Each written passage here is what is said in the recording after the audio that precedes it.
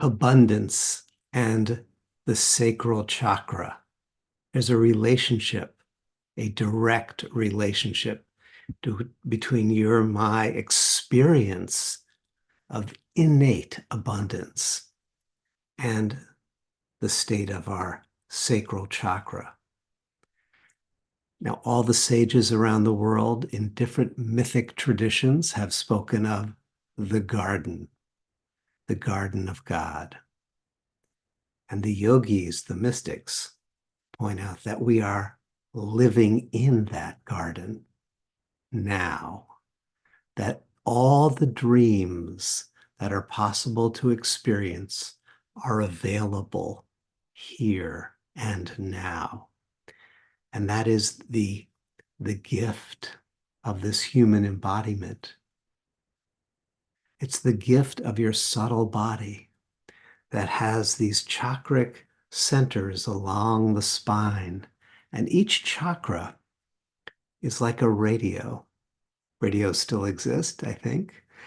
Each chakra is like a radio tuned to a particular frequency of spirit, a particular frequency of consciousness itself.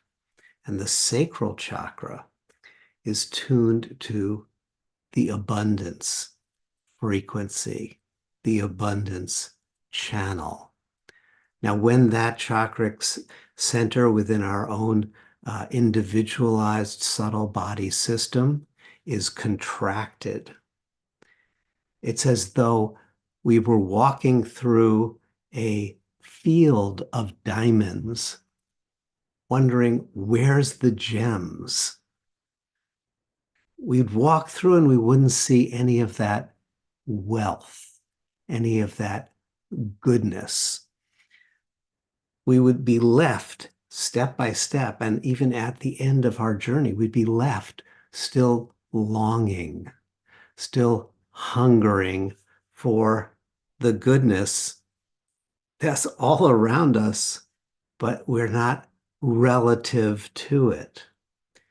Tuning into the frequency of abundance is tuning into it's becoming relative to the generosity, to the ever donating energy, the overflowing possibilities that are here in this world. Waking up to it is tuning that sacral chakra, unknotting it, uncontracting it. Now, on the other hand, if the sacral chakra is too open, it produces a state of consciousness that the ancients called the hungry ghost consciousness. And this means that even if goodness is flowing into our life, we don't experience the blessing. We don't metabolize the grace. We don't integrate that fulfillment. The hungry ghost symbol is the symbol of one who can consume and consume, eat and eat in the ancient days, but consume and consume, but never be satisfied. It's a state of consciousness that's deeply embedded in our current collective awareness. Consume and consume, and yet never feel the fulfillment. Greed is the everyday word for this state of consciousness. Too contracted, we're left hungering, longing for abundance, for fulfillment. Too open, we're also left hungering. Bringing balance to the sacral chakra, bringing healing to the sacral chakra, neither knotted up nor over opened. It releases us from beliefs of unworthiness that are controlling both those who are hungry ghosts and those who are starving for the goodness that is present. Healing the compulsiveness of the hungry ghost, the addictive consumer compulsiveness, healing the sense of profound unworthiness that goes with it, contracted sacral chakra. So how do we balance it? How do we bring that chakra into balance? Which means tuning it in, tuning into the frequency of the generosity of life, tuning into the frequency of the generosity of God, of the universe, of existence itself.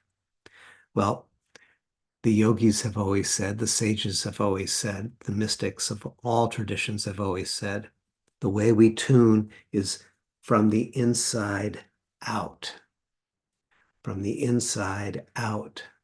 Through contemplative practice, through mantra practice, through meditative practice, through symbolic inner rituals, we redial that chakra back so it more and more attunes and aligns with the river of goodness that is flowing endlessly, endlessly, offering itself to us. Why?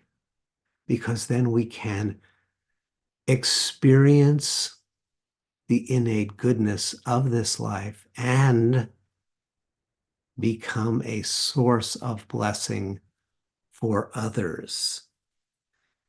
As we balance the sacral chakra, we awaken to the goodness, the grace, the fulfillment, the abundance that is present innately in this moment. We learn how to trust life and how to flow with the current of blessing that heals our body mind, improves our everyday experience, and allows us to become a source of goodness for others.